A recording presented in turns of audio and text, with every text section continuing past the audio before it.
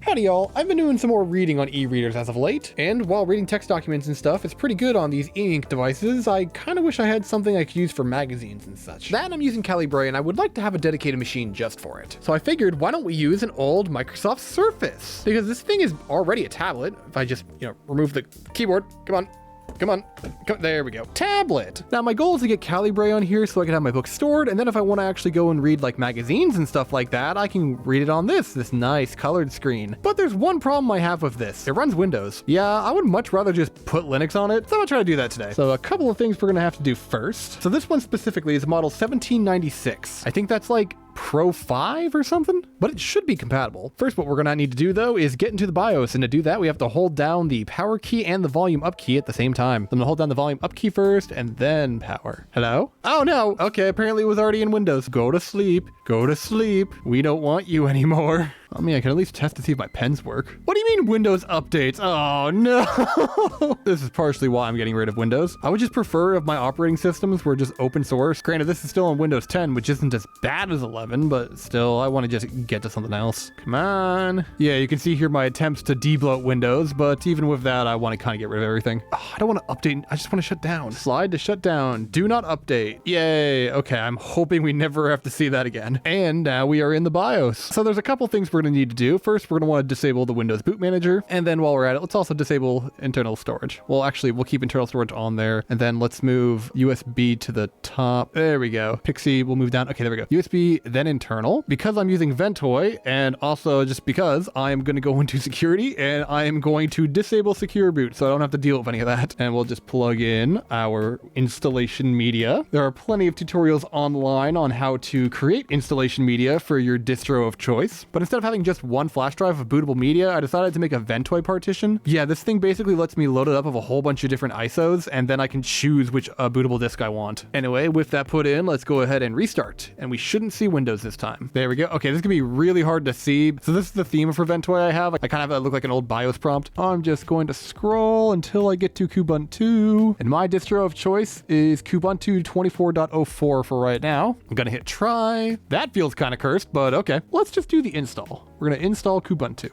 I'm not really going to walk through this part of the installation because, I mean, this is just like click the things you want and click next. It's pretty straightforward. I am going to erase the entire disk though, and we're going to launch it. So now it should start installing Kubuntu. Looks like we're all done, so we'll just launch ourselves back in, remove the media, and hit enter. Now it should boot directly to Kubuntu, and there we go. Now we're in. Now this is pretty small. I might keep it this way, but it's going to be hard to see on camera, so let me adjust some of the settings here real quick. I got things scaled up, so this is how things are going to look for a bit. Now that it's like this, there's one other thing we want to do. We want to be able to have like touch support and stuff, and that's to get the kernel drivers installed on this, because currently I can't use the touchscreen, and I'd like to actually be able to do that. So I'm going to open up Firefox down here, if I can find my mouse. Oh, the mouse is tiny. And we're going to go to the GitHub for Linux Surface. This README goes over a bit of the project, but the main thing that I want is the installation and setup part. So if you're doing this, you'll want to find the installation guide for your distro of choice. Now for me, since I'm on Kubuntu, I need to do an Ubuntu one. I've already done all of this other stuff. Here we go. Here's the Debian Ubuntu stuff. Now, don't worry about like how intimidating the instructions look.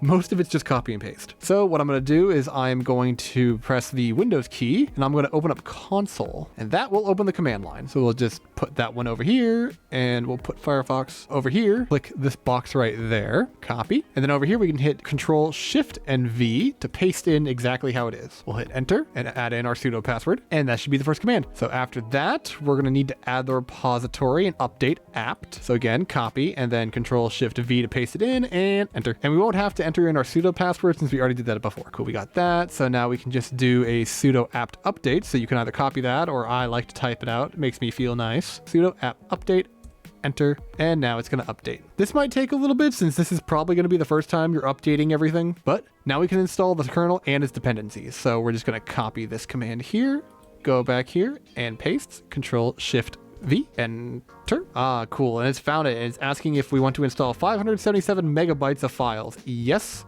please. Hit Y for yes, enter, And there it goes. Perfect. And what we'll also want to do is put this command in here, which will allow us to use secure boot if we want to. Probably best that we do. All right. And we're going to have to enter Surface in later when we reboot. So just know that's going to be coming up. And we're just going to want to update Grub 2 while we're at it. Okay. I think we should be good to reboot. So now that we got that, we'll just go down here. We'll just click on restart and we're going to do a reboot. Looks like we are back after the reboot. So let us type in this uname here, an A.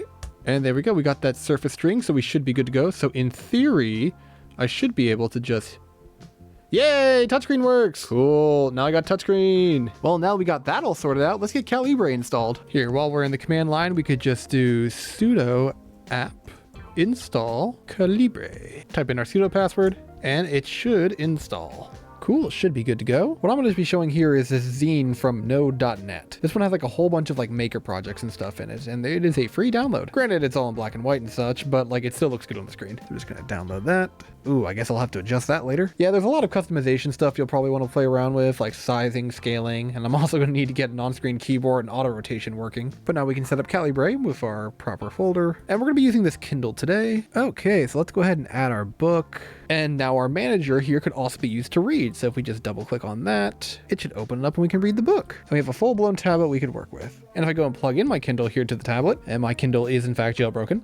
This might be a charge-only cable. There we go. Yeah, that other one with a charge-only cable. I hate charge-only cables. So there's like a couple ways we could send files over there. I mean, we could send files like over the File Explorer because it's a jailbroken Kindle. But if you have an e-reader, maybe like the Sony one here that you want to put files over to it, you could just use the device here and send the books over. So I'll just right click on the book I want to send over and then send to device and send to main memory. Okay, I believe that should be done. So let's go ahead and eject our Kindle. Could go into co-reader, and there we go. It has added it in. And while it is nice to be able to actually have this like in a portable like factor like this, I just don't really like the way that it's kind of all formatted. I would much rather prefer it on a tablet like this. But hey, now I have options. I have a central place I can have all my books, and then if I want to send it over to something more portable, if it's like a text only thing, I have the option for that. And then this is where they can all live. This can be the home base. Now, I'm not necessarily done with what I want to do with this quite yet. There are a couple of other things I would want to do, like getting auto rotate to work, because currently that does not, and also having a virtual keyboard, because when I remove this, there's like no way for that to work. But that's stuff I'm going to need to do further investigation in. So if you'd like a follow-up on that, or just want to know more, or maybe you know a good solution for that,